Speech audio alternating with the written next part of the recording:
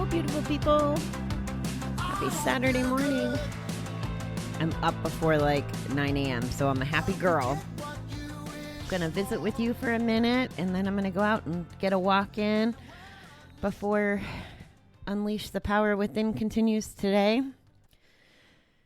It looks like a beautiful day out, but I need to continue to focus on inner work, right? This is my year of, I used to call it when I put a year in or my effort towards whatever I was working on, especially so when I bounced from store to store, it seemed like throughout my career I would only make it a year, and it would usually take me a year to fix a floral department. You have to go through every season to get through, the pack away from Christmas last year and do the deep cleaning and sorting and all that deep work to get it to where working there every day would be like smooth sailing. I used to call it my year of sacrifice. That would be the year that I would work off the clock. Don't tell my bosses, because that was against the rules. I would do everything possible to test the water. I'd be very aggressive with ordering and just on and on. There was a lot of things I always did in this sacrifice year, and that's kind of the year I'm in now, but it's with me, and I'm not calling it a sacrifice year anymore. I think I'm going to call it an investment year. I'm investing in myself, in my education. I'm investing in my business. I'm investing in the people helping me with my business. It's just beautiful. And, I think Corona, the universe, is a part of that. I would be doing this whether or not it happened. I just don't think that I would have the momentum that I currently do. So just a bit of gratitude for my investment year. And I'm not going to look out that window and go, oh, I should be golfing today. If I do everything right the next couple of years, I'll be golfing whenever I want. So, on to our reading. Oh, by the way, guys, that was kind of a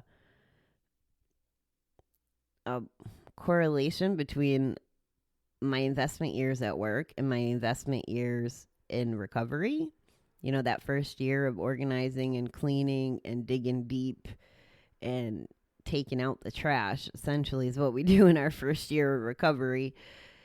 It doesn't stop, but the biggest amount of work, I think, is in the first year, and then it becomes maintenance on some level, depending on what you want next. If you want to continue moving forward and not betting and going with the flow, it takes, at least that first year. If you want bigger and better things, then there's more growing every year. And I'm not saying you don't grow if you don't want bigger and better. I'm just saying that whatever those goals are, you can make every year an investment year. It's just not as cumbersome, I don't think, after the first year.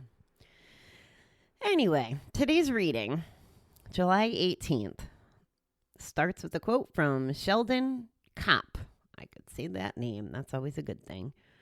Running away may relieve our anxieties momentarily, but lasting ease requires our turning toward what we dread most. In dealing with fear, the way out is in.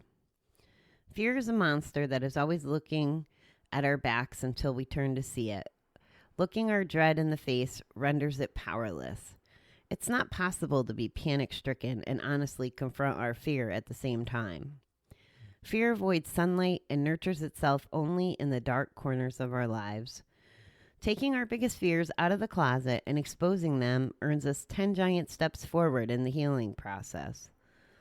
We watch our fears lose their power one by one and fall away when exposed to the light of day.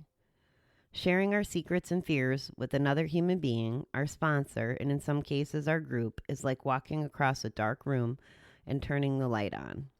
Often we find the shadow in the corner has disappeared. Today, let me risk finding a safe person to tell some of my fears and secrets to.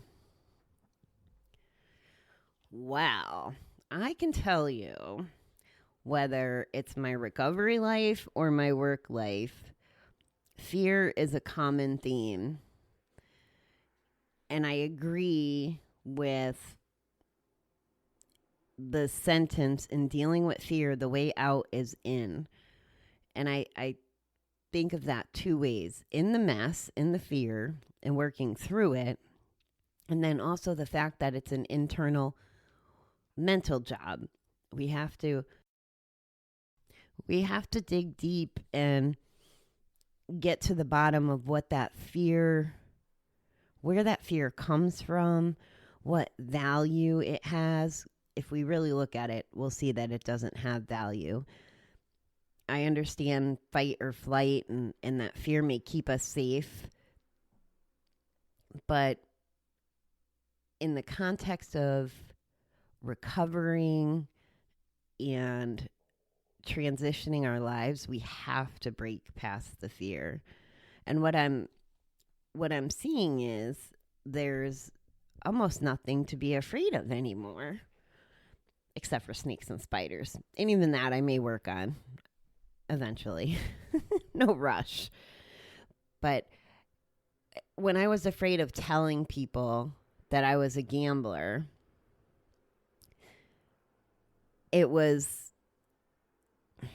it's weighing, right? That fear is filling our bucket and it's kind of dragging us down. And if we don't tell anyone, it sits there and it keeps me going back to the bet, essentially. What happened when I started telling people, and not just on the front side of going to rehab, or even the first time when I went through GA and I had my first couple years, I can remember I was hanging out with this fella that I used to work with, and I remember telling him, and what was I afraid of? I was afraid of people judging, I guess, or not understanding. And what I've come to find out, and I just could remember him being so like, oh, okay, like, good for you, working on yourself, not gambling, you know. Not that he necessarily understood it or whatever, but I was scared of this repercussion, and there was no repercussion. And as I was leading up to going to rehab, I had called different people to check in, you know, people who might notice I was gone for a month, because I didn't really advertise it, but there were people that I thought might miss me. And oh, by the way, guys, here's the funny thing. We're not as important as we think we are. I'm going to just share this lesson with you. I had my phone taken away. It sounds like rehabs are kind of letting people have phones now. I don't really know how it works, but nobody noticed that I wasn't on Facebook for a month. It was crazy to me. I was like, oh, okay. A little humbling, you know, like, okay. And it taught me to be mindful. I try to pay attention to friends that I see post regularly, and then kind of go off the grid, and I'll go searching them out. And sometimes it's Facebook's algorithm, and other times they're just not around. So I'll jump on their page and be like, hi, just thinking of you, you know, that kind of thing. And I was actually randomly thinking about this yesterday, walking home from the store.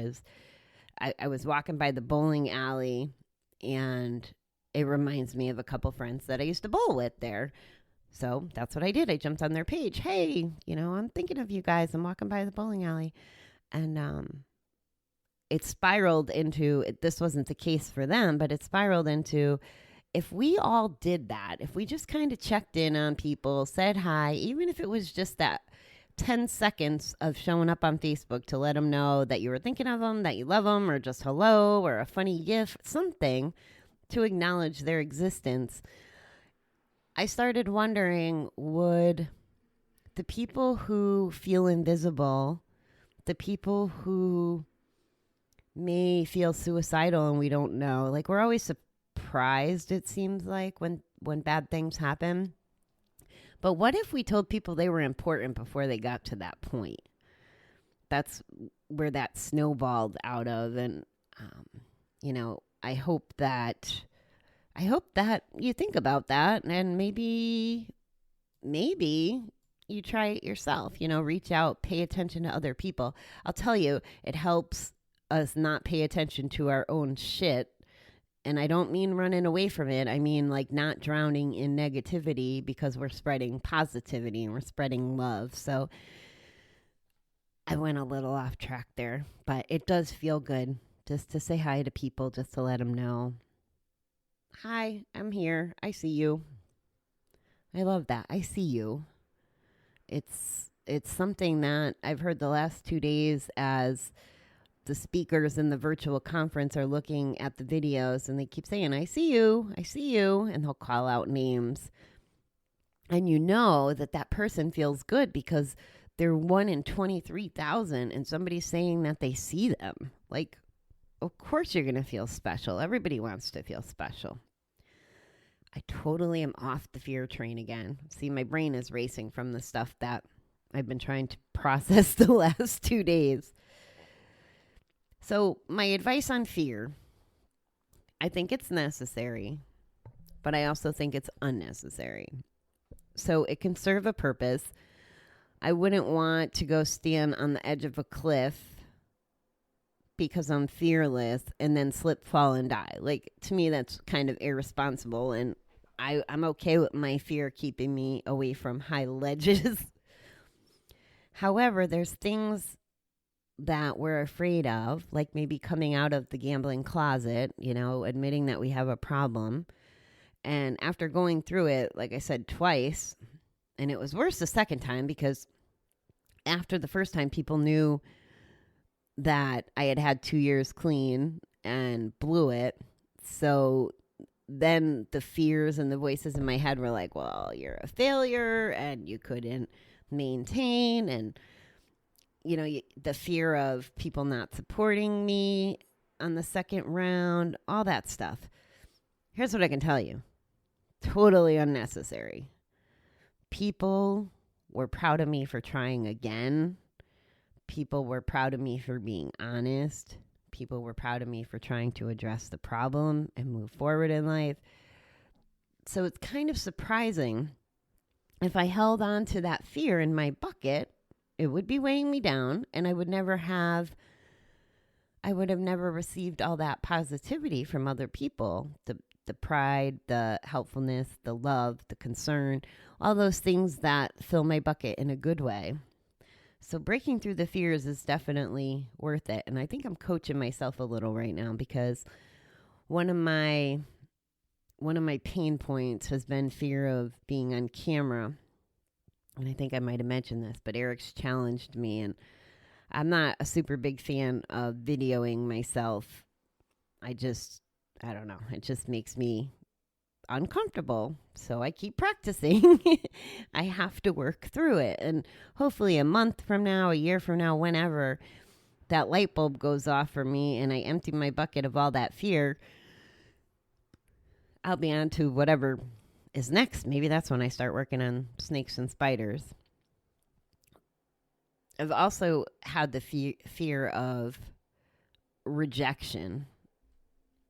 I have the fear that people, and I've told you guys about this before, in the sense of I shouldn't be afraid. I should be okay with this. I'm not everybody's peach, but I still fear like waking up and seeing that nobody's listened to the podcast, for example, like that I'm not really helping, that I'm not serving, that this isn't of value to other people. That would be like my version of fear of failure. I want to be there and I want to show up for everybody in the world. And honestly, when I think about the fear of giving up the bet, right? Because for me, I refer to it as my boyfriend. My longest relationship ever was gambling. And the fear of giving that up, and what am I going to do with myself? How do I stop the pain? How do I escape from the uncomfortable stuff? What do I do? Like, that's scary. It's so scary to give up. And what I've learned is, on the other side, once I worked through that fear and I got to the other side, I've become more fearless. And life is just so different not gambling. I'm not afraid that I'm going to bounce a check. I'm not afraid I'm going to get caught by a coworker or a boss while I'm at the casino and I should be working. I'm not afraid of doing damage to other people. I'm not afraid of losing my job or my apartment or my vehicle. I'm not afraid of showing up for other people. I'm not afraid to be vulnerable anymore. Which, oh yeah, by the way, that was a big one. That was a really big one. But here's what I learned. And this is another beautiful thing. It's kind of like things come full circle in this arena. But once I got over being afraid of being vulnerable, and I still give a lot of credit to that, to that fella, the fella that I don't mention too often, but he really helped me work through that because he did it and he made me feel like it was a safe space. So that was a huge part of my evolution. And I think what it does, I know what it does because I can show up that way. I'm now attracting people that may want to try to be brave and vulnerable too. And it's beautiful to watch other people blossom out of that. It's like one of the best gifts you can get, to see someone go from locked up, keeping the bucket full, dragging the 10-pack of luggage behind them, to being vulnerable and saying, here's what's in my suitcase. Can you help me empty it? It's amazing. And we can't get to that point if we're afraid.